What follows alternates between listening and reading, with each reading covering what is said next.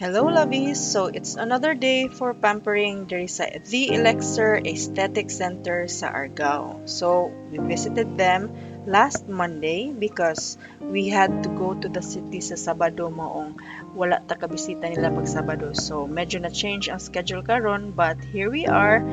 We need to be consistent sa ato ang routine para to make sure we see results sa mga services na atong gi-avail sa The Elixir Aesthetic Center sa Argao. So, mao din ni siya si Ara, guys. Siya ang tig-insert sa atong Celestial Drip, which includes anti-acne, collagen, and immunity booster. So, muna siya, nag-insert na siya sa IV.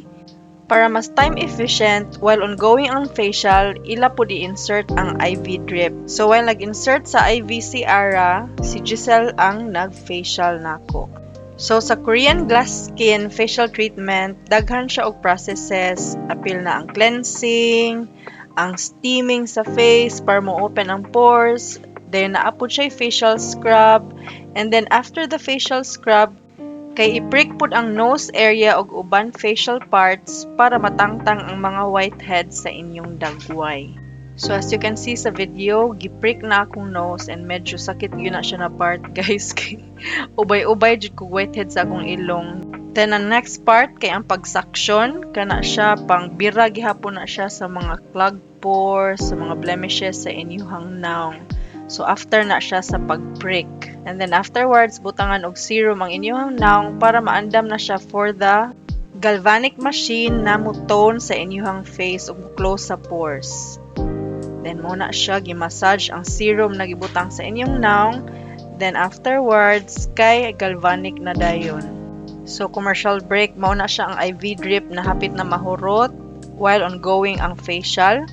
And then afterwards, mauna siya ang galvanic na machine gigamit para mo close sa inyong pores og mo tone sa inyong face sad.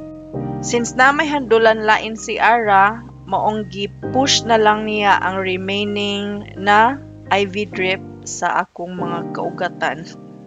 After sa galvanic process, butangan na po og serum ang inyong eye bags.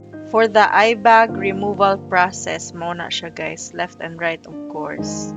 Then after sa eye bag removal is the cold hammer. Kani siya pampaklose po ni sa inyong pores since gi-open man ganina pag steam and pag prick. So importante jud na i-close siya para dili masudlan og abog ug mga hugaw inigawas ninyo sa derma. Next process is the antibacterial high frequency machine na mag-igo gihapon sa inyong pores para matangtang ang mga bacteria na makakos og mga acne. Then, we also had the Pico Laser.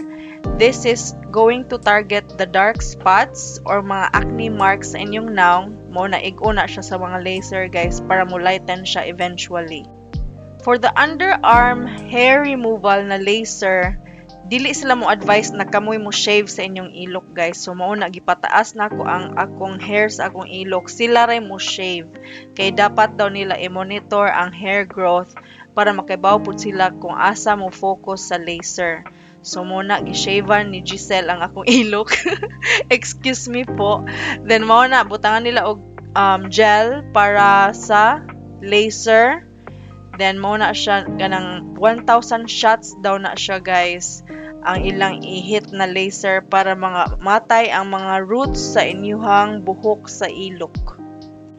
Actually, dali ra kay rin siya na process, dili kaabtag 5 minutes ning hair removal na laser nila kay 1,000 shots and muna paspas ra gyud kaayo siya na proseso, guys. Then the last service for this visit is the whitening sa underarms. Laser gihapon ni siya but different cream ang gibutang sa akong ilok. So after placing the cream, laser na pod 1,000 shots. Then mauna siya ang whitening process. So a while ago, that was hair removal and then the next step was whitening. So I hope you enjoyed this video and I hope you can support the Elixir Aesthetic Center.